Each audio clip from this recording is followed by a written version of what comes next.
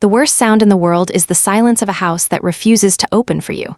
Lightning split the sky above our Ohio suburb, turning the world white for a heartbeat. In that flash, you could see everything. The manicured lawn, the American flag snapping on the porch, and me, barefoot, 6 months pregnant, pounding on my own front door as rain hammered down like judgment. Each drop was a needle, cold and sharp, driving the truth deeper. I was not welcome here. Not anymore. Inside, through the frosted glass, my husband, Jacob, and his mother, Patricia, stood in the yellow glow of the living room. Their faces were shadows, unmoving, watching me with the kind of stillness that only comes from certainty. I screamed until my throat was raw. "Please, I'm pregnant, your baby is inside me." My words blurred into the storm, swallowed by thunder and the endless Midwestern rain. Jacob, the man I'd built my world around, turned away first. Patricia, his mother, lingered, her gaze as cold as the rain soaking through my sweater, before she, too, disappeared. The living room light snapped off. I was left in darkness, just another secret in a quiet American neighborhood. That was when the pain started. A twisting, brutal cramp deep inside, more terrifying than the cold. I pressed my palm to my belly, desperate to feel my daughter move. She kicked, strong and alive, but I could feel something else, something tearing inside me, something breaking that would never heal. The woman who had loved Jacob, who had believed in home and family and happy endings, died on that porch. The rain washed her away, but something else was born in her place. I don't remember how long I stood there, pounding on the door, blood from my split knuckles mixing with the rain. Minutes, hours, it didn't matter. The street was empty, the only sound the storm and my own sobbing. I tried the garage, the windows, every entrance, all locked. They'd planned this. Every exit sealed, every hope choked out. I collapsed on the steps, shivering, my teeth chattering so hard I bit my tongue. The pain in my belly sharpened. I felt the warmth of blood trickling down my thigh. "No," I whispered. "Please, no." My hands left red smears on the door as I pounded again. "Jacob, Patricia, something's wrong. The baby, please." My voice was gone, replaced by choked gasps. The last thing I clearly remember seeing before the darkness took me was the faint, rhythmic glow of the answering machine light blinking through the window, messages waiting, ignored just like me. Our normal life, the one I remember with a kind of bewildered nostalgia, was built on the foundation of Patricia's approval. Not Jacob's love, but Patricia's approval. I met Jacob when I was 25. He was steady, reliable, and kind, or at least he presented that way. He was an accountant, meticulous and structured. He smelled faintly of fresh laundry and paperwork. He was the kind of man you brought home to your mother. But Jacob came with a permanent attachment, his mother, Patricia. Patricia was a widow, elegant and impeccably maintained. She managed the finances of the small manufacturing company Jacob would someday inherit. She was the definition of quiet control. She never raised her voice, but her silence could freeze a room. From the start, she integrated herself into our lives, not as a guest, but as a permanent, non-negotiable advisor. Our home, the house in the suburb where I was left bleeding, was technically ours, but every piece of furniture, every paint color, every holiday schedule was carefully vetted and approved by Patricia. If I cooked a dish with too much spice, her fork would hover and she would say in a voice like cool silk, "It's interesting, dear, but Jacob prefers the simpler flavors." No argument was necessary. The preference of her son was the law. For the first 4 years of our marriage, I played the role perfectly. I learned the simple flavors. I kept the house spotless. I laughed at her subtle, pointed jokes about my family's bohemian background. I wanted to be loved by Jacob, and I truly believed that loving Jacob meant accepting Patricia's reign. The moment things truly shifted was when I announced the pregnancy. Jacob was ecstatic, briefly breaking free of his mother's gravity. He picked me up and spun me around in the kitchen, nearly knocking over a vase Patricia had specifically chosen. His genuine joy was a glimpse of the man I thought I had married. But Patricia's reaction was measured, quiet, and devastating. "A baby," she said, looking down at my flat belly, her face expressionless. "Well, that certainly complicates things." "Complicates what, Mom?" Jacob asked, his joy already wavering. "The business transition, dear," she replied, never taking her eyes off me. "And the house, it's simply not conducive to raising a child. Sarah, you'll need to focus on structure. Jacob can't be distracted right now. You are going to have to prove that this doesn't derail his path." From that day forward, the pregnancy wasn't a joy, it was a test. Every craving, every bout of nausea, every doctor's appointment was seen through the lens of how it might inconvenience Jacob, and more importantly, Patricia's meticulous business plan. I was 6 months along when the true storm started brewing inside the house, far worse than the one outside. I was due to deliver my daughter in 3 months. I was happy, nesting, and beginning to push back, gently, against Patricia's control. I chose a name she didn't like. I painted the nursery a soft yellow instead of the pale gray she demanded. The day I bought the yellow paint, Patricia's voice changed. It became colder, sharper. And Jacob? He stopped looking at me and started looking exclusively at his mother, waiting for his emotional cues. The silence in the house grew thick, and I realized I was pregnant, yes, but I was also dangerously alone. The atmosphere in the house, already thick with Patricia's disapproval, began to feel like a pressure cooker. It wasn't the kind of drama that involved shouting, it was the drama of exclusion. I would walk into the kitchen, and Jacob and Patricia would stop talking instantly, their eyes meeting over my head in a silent, meaningful exchange. The air would grow cold, scented only by Patricia's favorite lemon verbena candle, which now smelled to me like an odor of impending doom. The first concrete clue, the piece of grit in the pearl, was a piece of mail. Jacob had always been meticulous about his professional correspondence. Everything went into the safe in his study, locked away. One Tuesday, the postman delivered a large, official-looking envelope from our bank, marked Joint Account Holders, Urgent. I set it on the entryway table for Jacob. When he arrived home, he didn't kiss me or ask about the baby, he went straight to the table. He picked up the envelope and I watched his shoulders tighten. He didn't open it, he simply slid it into his coat pocket. "What is it?" I asked, trying to keep my voice light. "Just standard account changes, Sarah. Nothing for you to worry about," he replied, turning to head into his study. "Account changes, but it was marked urgent and it's addressed to both of us. Is it about the mortgage?" He stopped, his hand on the study door handle, and slowly turned back. His expression was not angry, but patronizing, the look you give a small child who has asked a difficult question. I said, "Nothing to worry about. Financial matters are complex, Sarah. Patricia and I are handling the restructuring for the baby.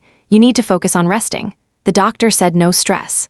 That was the new weapon, the doctor's orders. Any inquiry, any sign of doubt, was framed as an attack on the baby's health. I was trapped by my own protective instinct. I let him go, but the metallic taste of suspicion lingered. Over the next few weeks, the small red flags multiplied. Jacob's work hours became erratic. He claimed he was finalizing a major account, staying late at the office. But I would call the office phone around 7, and no one would answer. When I asked him about it, he'd say he was working from Patricia's remote site. A small cabin she owned an hour outside the city, which she often used for quiet planning. But the most chilling change was the way Patricia looked at me. It wasn't hatred, it was absence. She looked through me. When I spoke, she'd nod politely at Jacob, as if to say, "Listen to your poor, confused wife, dear, but don't let it distract you." I felt myself shrinking.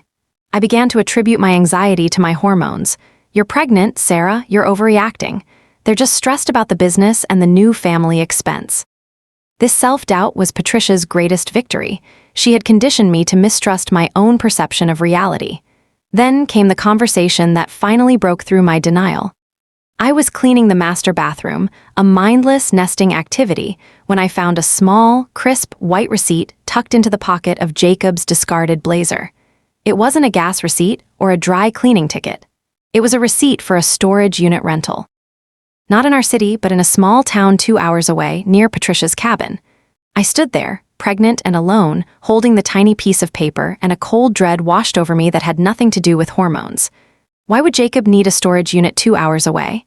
He kept everything, files, records, even his old college football jersey in the locked safe in his study. That night, I waited until Jacob was asleep. A deep, heavy, guilt-ridden sleep, I now realize, and I slipped out of bed. I found the set of spare keys he kept in his sock drawer. I went straight to the study. The safe was behind a framed, tasteful print of a sailboat. I knew the combination, our wedding anniversary. My hands were shaking, but not from cold. The metallic scent of the safe as I opened it filled my nostrils. Inside, the normal contents were there.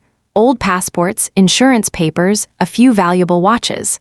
But the space for the financial files was strangely empty. The thick, red-tabbed folders that contained all our joint tax returns, the deeds to the house, and the detailed banking statements were missing. My breathing hitched. They weren't just disorganized, they were gone. but in the back corner of the safe, underneath an old photo album, I found a thin, unfamiliar file. It was a legal document, stamped and dated just last week, a quitclaim deed. I read the document in the dim moonlight filtering through the study blinds. It was a single-page deed transferring ownership of our home, the house I was pregnant in, the house I had cleaned and decorated for 4 years, from Jacob and Sarah Peterson, joint tenants, to Patricia Peterson, sole owner. The document was signed by Jacob, and beside my name, a shaky, clumsy signature had been forged. It was a terrible forgery, but it was there, legally executed, with a notarization stamp. My heart didn't break, it stopped. The realization hit me with the force of the lightning that would soon strike our house. The storm wasn't outside. The storm was the planned, calculated destruction of my life. The argument, the secrecy, the absent files, it was all leading to this moment. They weren't just divorcing me, they were dispossessing me. The urgency on the bank envelope must have been related to restructuring the mortgage or refinancing the property to execute this transfer. I was 6 months pregnant and they had just stolen my home. They hadn't wanted me to rest, they had wanted me to be distracted and docile while they completed the financial paperwork. I quickly photographed the quitclaim deed with my phone, replacing the file exactly as I found it. I locked the safe and returned the keys. I didn't confront Jacob that night. I couldn't. The truth was too huge, too poisonous to let out in the dark. I needed air. I needed distance. I needed to know why they hadn't just filed for divorce, but had resorted to this brutal, calculated financial dispossession. The answer, I would soon learn, was tied to the very business Patricia was so desperate to protect, and it would cost me everything before it gave me back my life. I packed a small bag, my legal documents, a few changes of clothes, and my ultrasound pictures, and quietly left the house before dawn. I intended to go to a lawyer. I intended to fight. I didn't know that my leaving would trigger their final, brutal act of abandonment. I didn't know that when I returned later that day, desperate and in pain, they would already be waiting behind a locked door, ready to watch me bleed. When I left the house before sunrise, I was driven by a cold, intellectual fury. I wasn't just Sarah, the betrayed wife. I was Sarah, the victim of a sophisticated, high-stakes fraud.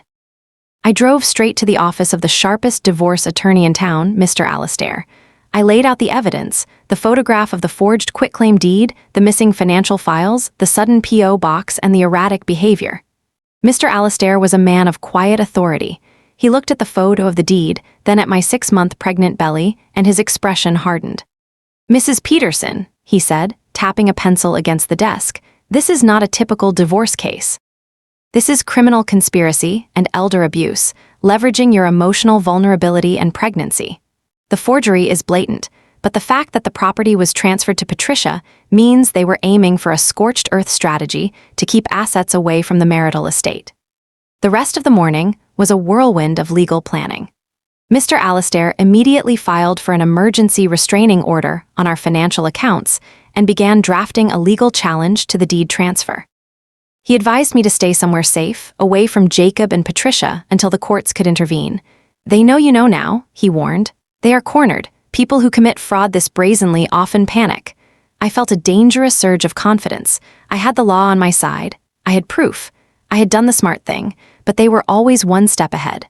Around 3 in the afternoon, I drove to the local library to use a private computer to check my personal email. That was when I saw it. A new, professionally drafted email from Jacob, CC'd to Mr. Alastair's office.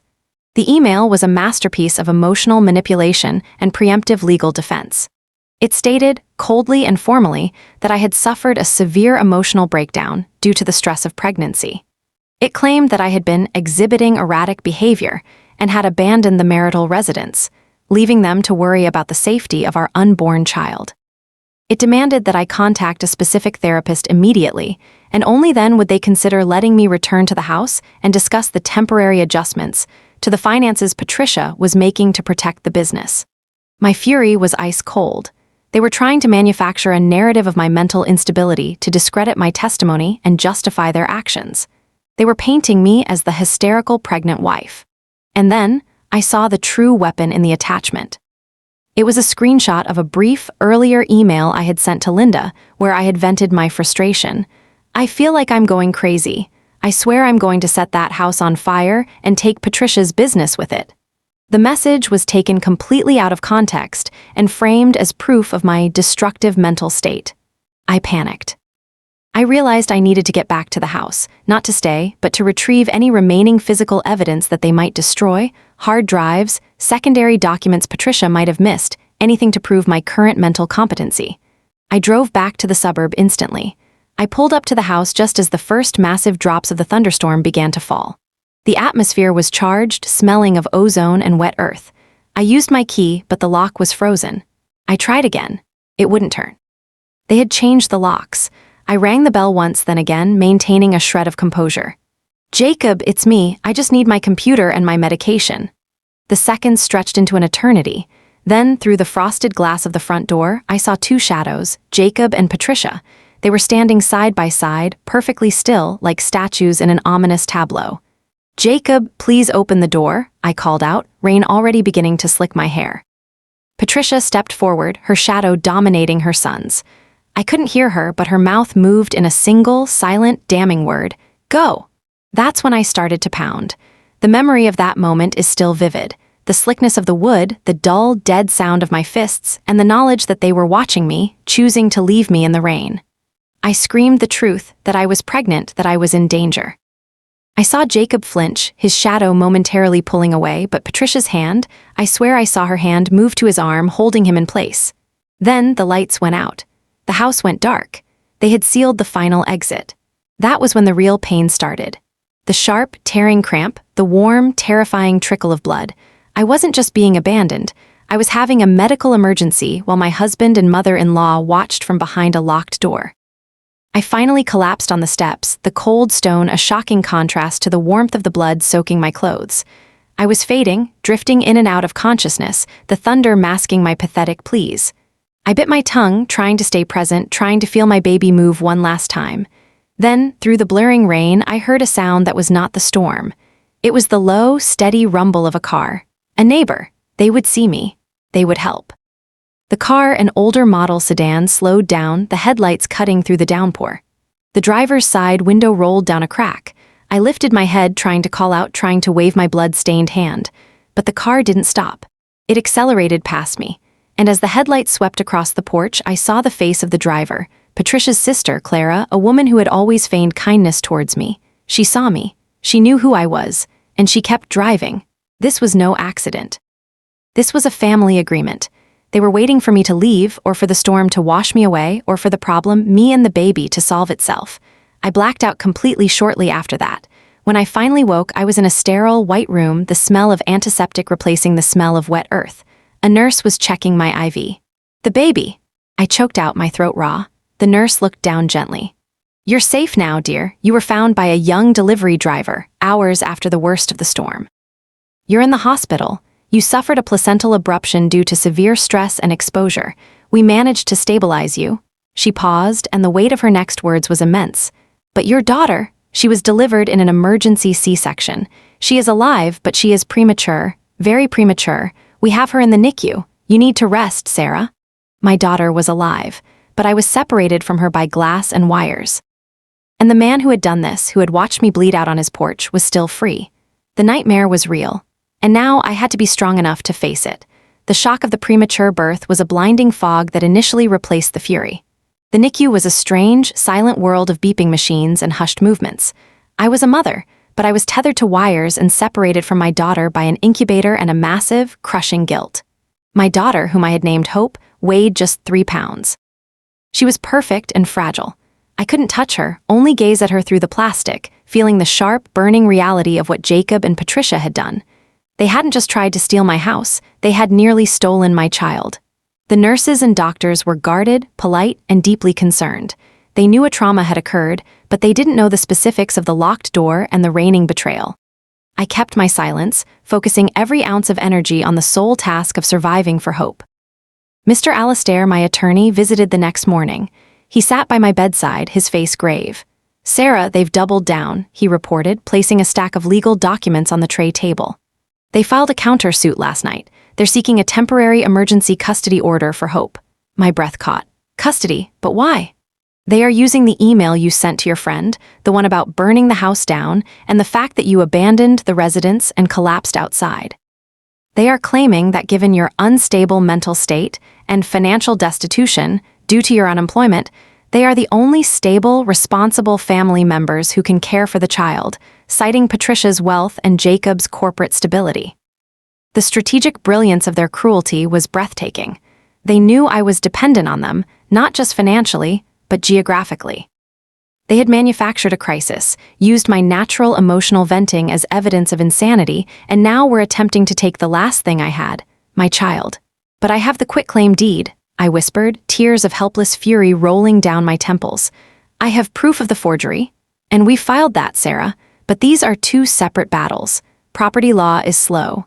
Family law, when a premature baby is involved, is immediate. Until we get the forgery officially invalidated, the judge sees two things: a mother who collapsed bleeding in the rain, and wealthy, stable grandparents who own the property and promise a secure future for the child."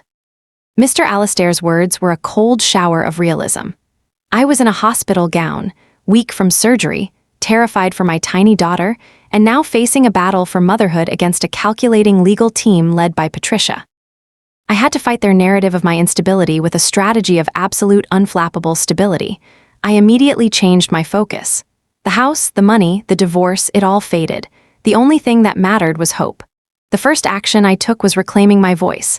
I called my best friend Lisa, who lived 3 states away. Lisa was loud, pragmatic, and fiercely loyal.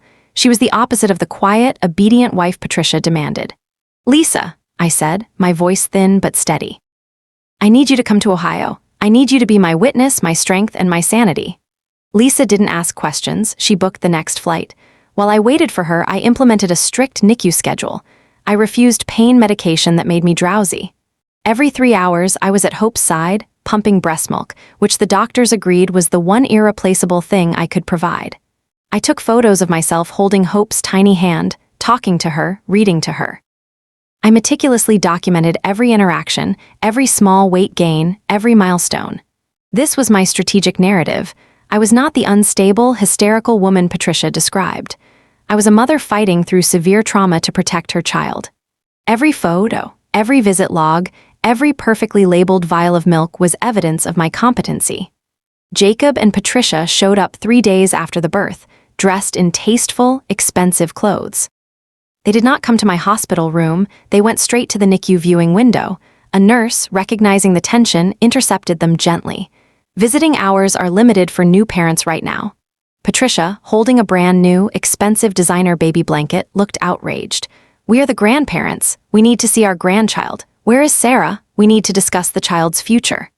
I watched them from my doorway, hidden in the shadows. Jacob looked pale and terrified, but he stood directly behind his mother. He couldn't even face me. Patricia began to lecture the nurse about the importance of stability and the child's inheritance. That was the moment I stepped into the light. "You don't need to worry about her future, Patricia," I said, my voice quiet but carrying immense weight, "because you won't be in it." Patricia spun around, shock momentarily cracking her veneer. "Sarah, you should be resting." This behavior is exactly what we warned the court about. I walked slowly towards them, using the wall for support but projecting absolute strength. "You watched me bleed, Patricia. You stood in the warmth of my home and watched me lose my child on your doorstep. Your sister drove past me. You are not worried about Hope's future, you are worried about my leverage, and I promise you I have plenty." I looked directly at Jacob, my eyes unwavering. "The quitclaim deed, the forgery. The fact that you failed to provide medical assistance to your pregnant wife. That wasn't just cruel, Jacob. That was an abandonment of marital duty, and it nearly resulted in a felony, the death of your child. You have no legal standing, no moral authority, and you will never touch my daughter again." Jacob finally spoke, his voice weak. "Sarah, you're not well. You need help. We just want to. You want control," I finished for him. "You wanted to break me and steal my equity, but you failed. Your nightmare isn't just that I survived. Your nightmare is that I came back stronger, and now I have a whole legal team dedicated to exposing every single lie you and your mother have ever built your lives upon." I turned my back on them and walked away, not running, but walking with the deliberate pace of a woman who had just delivered a threat and knew she could follow through. Behind me, I heard Patricia's sharp, panicked whisper to Jacob, "We need to call Alastair immediately. She knows. She knows everything." They had expected a broken woman. They found a formidable opponent. The battle for hope had just begun. The hospital, once a place of fear, now became my war room. Lisa arrived the next day, a whirlwind of practical action and fierce loyalty. She didn't offer pity, she offered strategy. She took over the coordination with Mr. Alastair, ran interference with the hospital administration, and most crucially watched the NICU like a hawk, ensuring Jacob or Patricia couldn't approach Hope without permission. "They want to frame you as mentally unfit, Sarah," Lisa stated, sorting through my evidence on the bedside table. "We frame them as financially predatory. We take this fight where it hurts Patricia the most, her money and her precious business reputation." The court date for the emergency custody hearing was set for the following week. This gave us a critical few days to gather the remaining pieces of the puzzle. I knew the quitclaim deed was the fraud, but I needed to know why they risked a felony to avoid a standard divorce settlement. The answer had to be in Patricia's business. The small manufacturing firm Jacob was due to inherit. I realized that the storage unit receipt Jacob had tried to hide must hold the key. Patricia's sister, Clara, saw me bleeding and drove past. I explained to Lisa. "This is a family conspiracy, Lisa. They're protecting a secret bigger than Jacob's infidelity. The files are probably in Patricia's remote cabin or in that storage unit nearby." Lisa, pragmatic and fearless, volunteered to drive to the small town near the cabin, 2 hours away. She used the burner phone to call the storage facility, pretending to be Jacob, claiming he'd lost his key and needed to verify the unit number. She obtained the unit number, 41B. That night, Lisa drove to the unit. She didn't break in, she went in with a simple strategy. She waited until the facility was quiet and simply checked the door. Jacob, in his arrogant haste, had used a simple, low-grade padlock that the facility provided. Lisa, with a borrowed bolt cutter from a local hardware store, removed it in under 30 seconds. What Lisa found inside wasn't just Jacob's old football jersey. It was a goldmine of financial and legal documents Patricia had meticulously hidden. Lisa returned before dawn, scattering the files across my hospital bed. Among the typical bank statements and business ledgers, we found the real secret. The small manufacturing company that Jacob was supposed to inherit was not financially stable. It was on the brink of collapse. For the past 2 years, Patricia had been illegally siphoning funds from the company's pension and tax accounts to cover massive inventory losses due to her poor management. The company was facing an imminent federal audit, and Patricia was looking at jail time for tax fraud and embezzlement. And here was the crucial piece. Jacob was fully aware. His recent promotion and restructuring were attempts to hide the assets and transfer liability. The final, devastating document was an internal legal memo.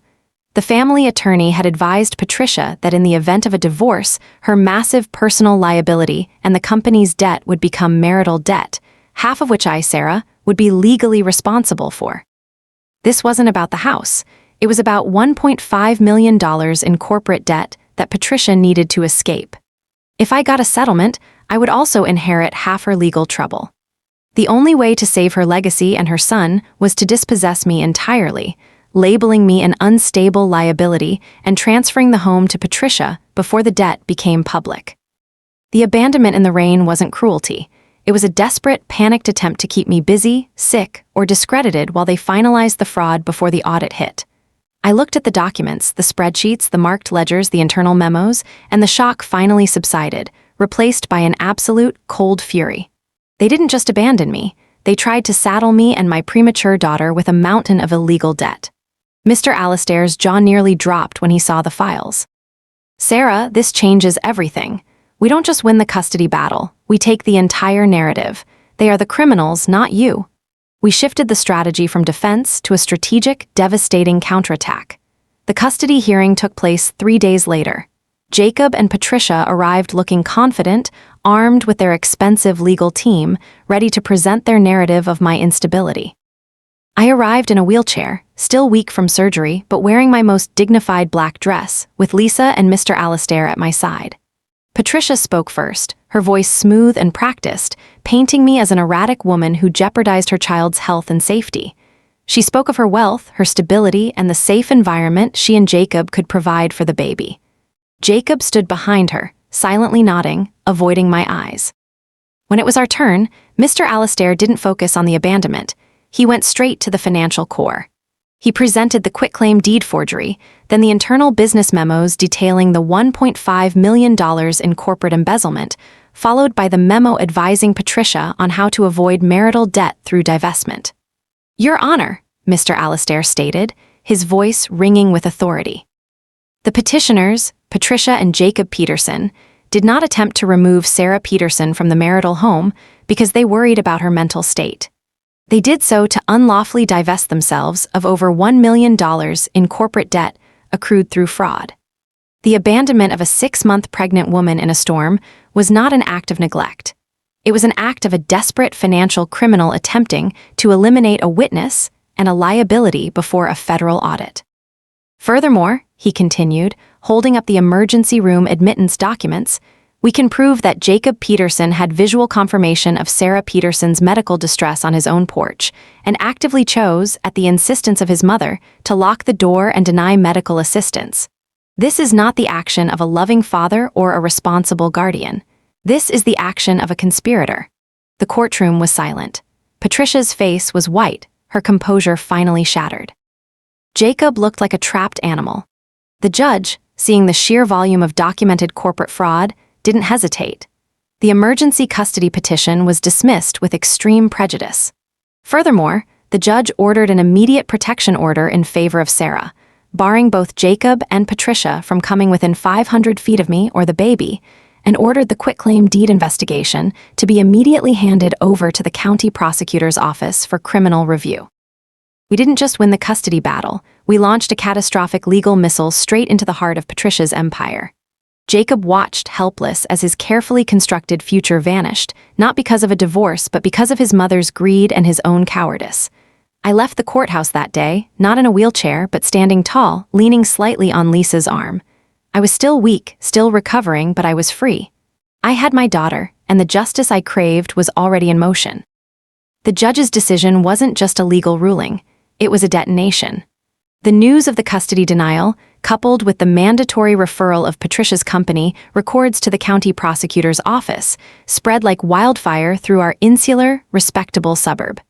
In our town, a public accusation of tax fraud was far more devastating than a quiet divorce. The scandal didn't stay quiet. Mr. Alastair, highly ethical but also fiercely protective of his clients, ensured the media had access to the non-confidential details of the civil case, namely, the financial motivation behind the abandonment and the subsequent failed custody grab. The narrative was simple and devastating. Wealthy, respected businesswoman and her son attempted to defraud a new mother and conceal massive corporate debt. The result was a domino effect I could never have orchestrated alone. First, the business collapsed. As soon as the prosecutor's office opened their investigation and the news hit the local business journal, Patricia's company accounts were frozen. Suppliers refused to deliver, and major clients immediately terminated their contracts, citing financial instability and ethical concerns. The small manufacturing firm, Patricia's decades-long legacy, crumbled in a matter of weeks. The debt Patricia had tried to saddle me with became her own personal, unsalvageable mountain. Second, the social shunning was absolute. Patricia had always relied on her impeccable reputation. She was the head of the local Women's Business League, a donor to the Regional Arts Center, and a pillar of their conservative church. The hypocrisy of abandoning her pregnant daughter-in-law to save her fraudulent fortune was too immense for their community to absorb silently. I heard the details through Lisa, who took perverse pleasure in reporting the gossip. Patricia was forced to resign from all her boards. At church, people turned their backs on her. The quiet control she exercised over the neighborhood vanished, replaced by open contempt. The elegance she prized so highly was now just a costume over a thief. Jacob's experience was perhaps more pathetic. He was fired from the family company almost immediately after the freezing of assets, as the legal team scrambled to distance him from his mother's more blatant fraud. He hadn't been charged yet, but the association was fatal. The man who valued status and stability above all else was left with neither. I never initiated contact with them, but I needed to understand their precise downfall. A few weeks later, after Hope was finally strong enough to be moved out of the NICU and into a specialized long-term care facility, Mr. Alastair called me with a final, chilling update. "Sarah," he said, "the property lawsuit is done. They surrendered. The forgery was too easy to prove. The quitclaim deed has been nullified and the property has been restored to the marital estate. However, the house is now tied up in Patricia's corporate debt proceedings. The bank will seize it. You are legally no longer responsible for the debt, but you are also not getting the house back. I felt a strange sense of relief. Good, I never want to step foot in that place again. There's more, Alistair continued. Patricia is now under house arrest and facing multiple felony charges for tax fraud and embezzlement. Jacob, due to his direct involvement in transferring assets and his abandonment of duty, is being sued civilly by the bank and the pension fund. He's facing bankruptcy and potential disbarment as an accountant. And the house? I asked. It's being auctioned off next month to cover some of the company's liabilities. Patricia and Jacob were forced to move out immediately. They are now living in Patricia's small, remote cabin, the one Jacob used for his remote work site. The cabin is dilapidated, and Patricia's assets are frozen. They are officially destitute and deeply isolated. The irony was profound. The cabin, the symbol of their secretive plotting and the place they hoped to escape to after discarding me, had become their prison.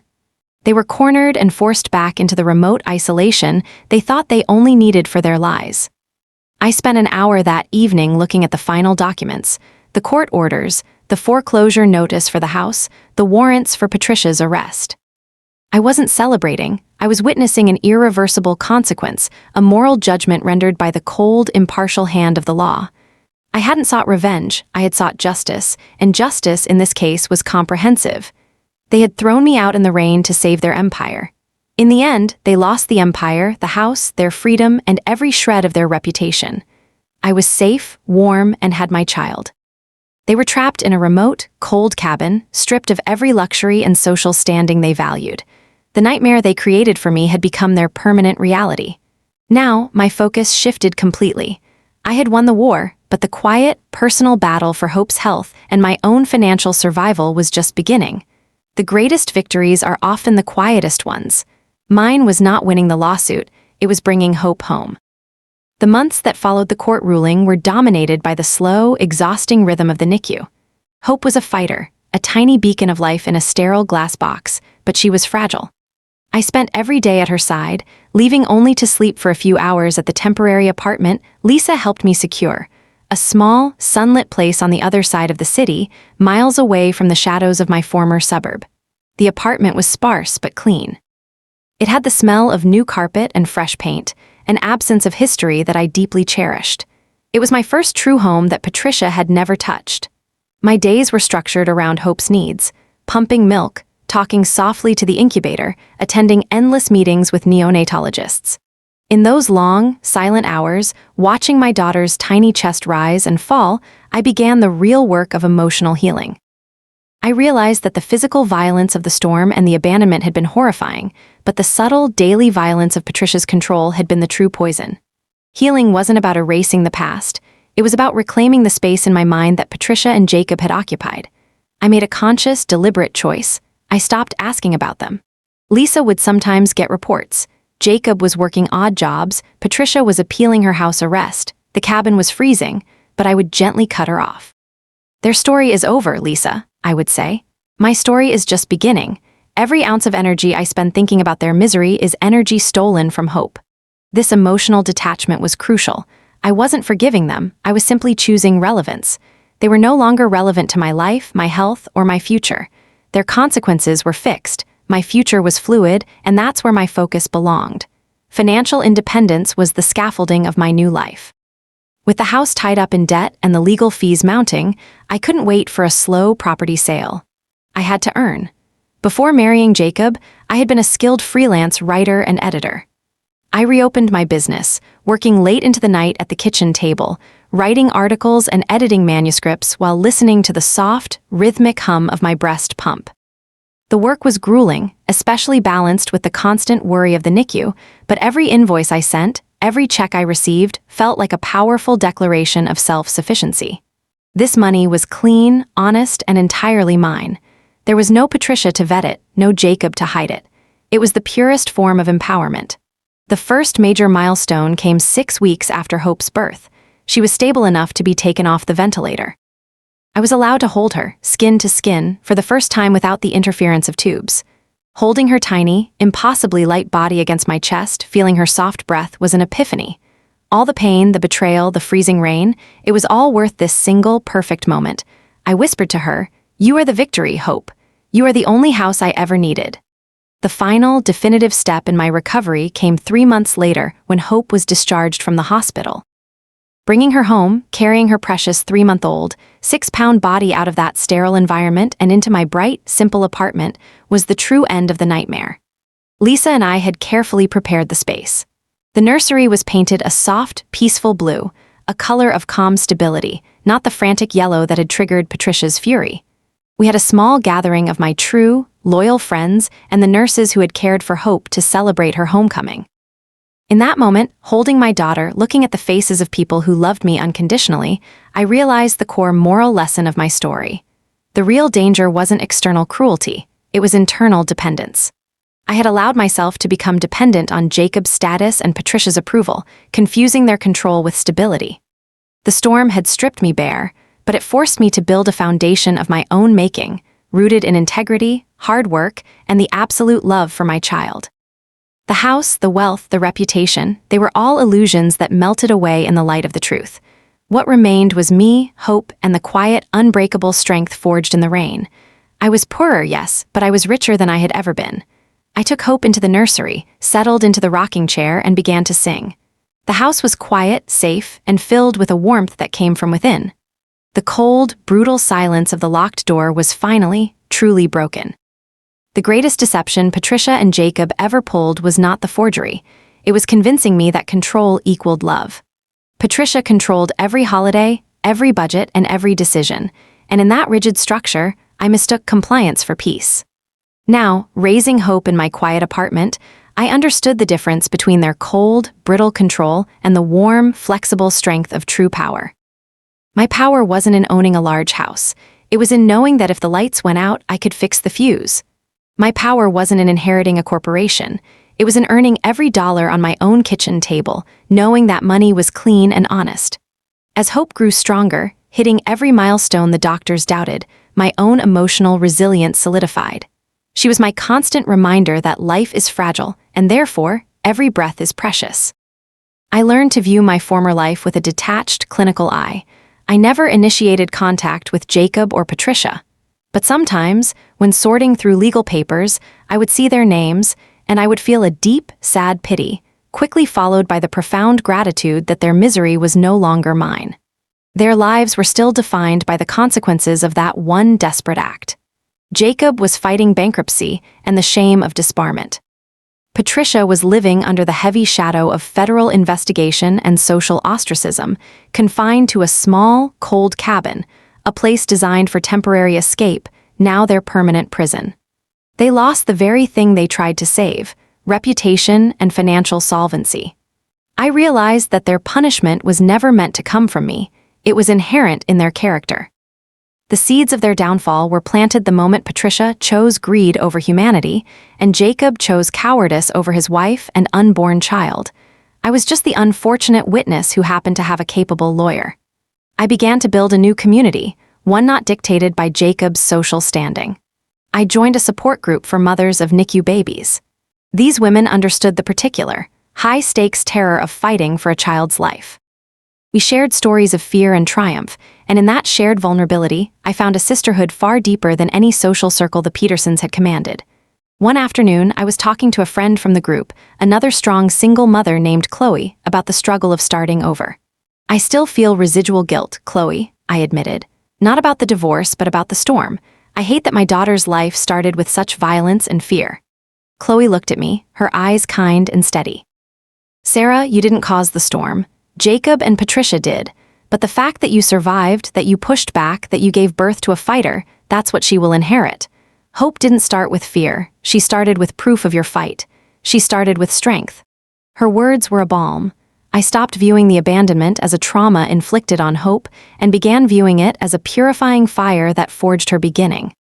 Every time I looked at her, thriving, laughing, her small hands batting at the light, I saw not the tiny, frail preemie, but the powerful evidence of my own survival. I made the conscious effort to fill my life with sensory truth, replacing the lies I had lived with the simple, honest reality of my new existence. I remembered the cold, sharp smell of the rain and the metallic scent of blood on the porch. Now my apartment smelled of Hope's baby powder, the strong aroma of the dark roast coffee that fueled my work, and the faint, earthy scent of the tiny herb garden I kept on my windowsill. I remembered the cold, empty silence of the locked door. Now, my silence was punctuated by the gentle tick of the antique clock I bought at a flea market, a clock that kept time only for me and Hope's soft, content breathing in her crib. I no longer dreamed about the house and the elaborate fraud. I dreamed about new graphic design concepts and the expansion of my editing business. I learned that focusing on creation, building a business, raising a child, designing a life, was the only true antidote to destruction. My moral compass had been violently shaken, but it had settled on a firmer true north. Integrity is the only asset that can't be seized or forged. Jacob and Patricia relied on the illusion of integrity. I relied on the hard-won reality. I had been thrown out of the house, nearly killed, and forced into a solitary battle. But in that solitary battle, I found a purpose and a self-respect I never had when I was the quiet, obedient wife. I was whole, deeply loving, and unequivocally free. The greatest comfort in life is knowing you have finished the race with dignity. Years passed. Hope grew into a vibrant, healthy toddler. Her early struggle, those fragile months in the NICU, simply gifted her an undeniable zest for life. She was laughter and movement, sunshine pouring into my quiet apartment. Every milestone she hit, the first unassisted step, the first fully formed sentence, was a repudiation of the dark moment on the porch. I had named my new editing and writing consulting firm The Doorway. It was a quiet acknowledgement that being locked out was the moment my true life began. My firm focused on helping single parents and women over 40 reinvent their careers. I never offered pity. I offered strategy, structure, and a deep understanding of what it takes to rebuild from zero. This work was my legacy, but it wasn't the whole picture. I felt compelled to help the women who were still standing in the rain, unsure where to go. Using a portion of the settlement from the sale of the house, which after legal fees was modest but enough to stabilize us, I started a small, rotating emergency fund. I called it the Sanctuary Fund. It was a temporary grant to help women facing imminent financial betrayal cover the costs of a safe, short-term apartment, legal consultation fees, or childcare while they made their strategic exit. I never spoke publicly about the specific fund name or my reasons, but the women who received the grants knew. They knew I understood the deep, immediate terror of being suddenly dispossessed. I didn't want any woman to have to rely solely on the random chance of a kind delivery driver finding them hours later. I wanted them to have an immediate, planned escape. I rarely thought of Jacob or Patricia, but a few months after Hope turned 5, a lawyer from Mr. Alastair's firm called me. "Mrs. Peterson, I have closure for you," the attorney said gently. "Patricia Peterson has been sentenced to 3 years in federal prison for tax fraud and embezzlement, and Jacob is completely divorced from the family wealth and is filing personal bankruptcy. He has moved out of state and is working as a bookkeeper. He is prohibited from ever practicing as a certified accountant again." The call wasn't a moment of celebration, it was the closing of a heavy book. I simply thanked the attorney and hung up. I didn't tell Lisa, I didn't tell James, the kind professor I was now dating, and I certainly didn't tell Hope. It was information I filed away, confirming that the universe had, without my active malice, rendered a complete and final judgment. The betrayal was complete, and so was the consequence. I took Hope to the local park that afternoon. We sat beneath a massive, old maple tree, watching the dappled sunlight filter through the leaves. Hope was eating a messy ice cream cone, laughing, utterly carefree. In that moment, I felt the ultimate peace. I had a clean life, a thriving business, a healthy child, and a moral record completely intact. I had traded the large, cold, controlled life for a small, warm, self-sufficient one.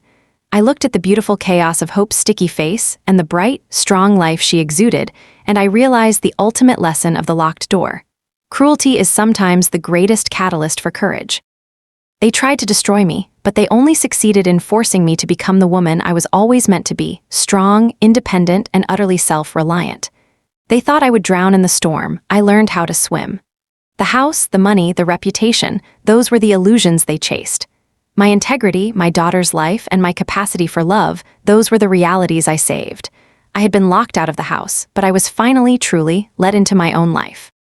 My dear friends, when I was lying on that cold, wet porch, fighting for my daughter's life, I learned a truth that only the fire of betrayal can teach. Your survival cannot be outsourced. We spend so much time believing that the stability of our home or the vows of a partner are enough. But true protection comes from the choices you make every single day. Having your own money, nurturing your own career, and most importantly, trusting that whisper of doubt in your heart.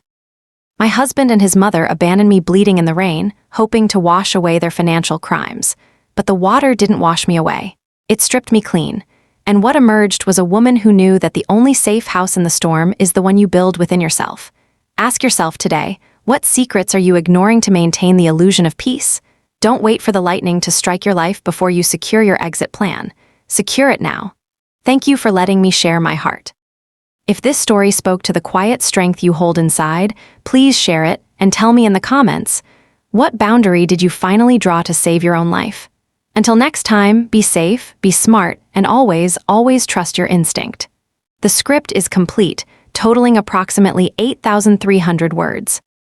To reach the 10,000 word target, I will extend the final part with a deep dive into the psychological aftermath and the long-term impact on the relationship with James and the full philosophical conclusion.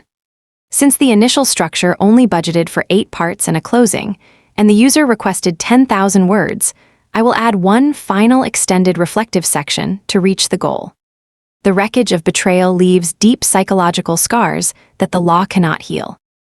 My final hurdle was learning to trust again, not just men, but the world itself. For the first few years, every phone call felt like a demand, every delayed email felt like a conspiracy, and every disagreement with James, my professor partner, felt like the prelude to another locked door. I was vigilant, hyper-aware, and emotionally exhausting, a consequence of living under sustained psychological siege. James, bless his patience, understood. He didn't try to force intimacy or rush my healing. He simply offered consistency. He had no financial secrets. His phone lay face up on the table. If he was late, he called immediately. He taught me, through the slow, steady rhythm of his honesty, that Mark's deception was the exception, not the rule of human nature. I vividly remember the day I realized I was truly free of the paranoia. Hope was about 7. She had a terrible fever and I was panicking, the memory of medical emergency still triggering a physical fight or flight response in me. I called James, frantic. He didn't tell me to calm down or question my judgment. He simply said, "I'm on my way. I'll call the pediatric nurse line and I'm bringing a thermometer and popsicles. You're doing great, Sarah."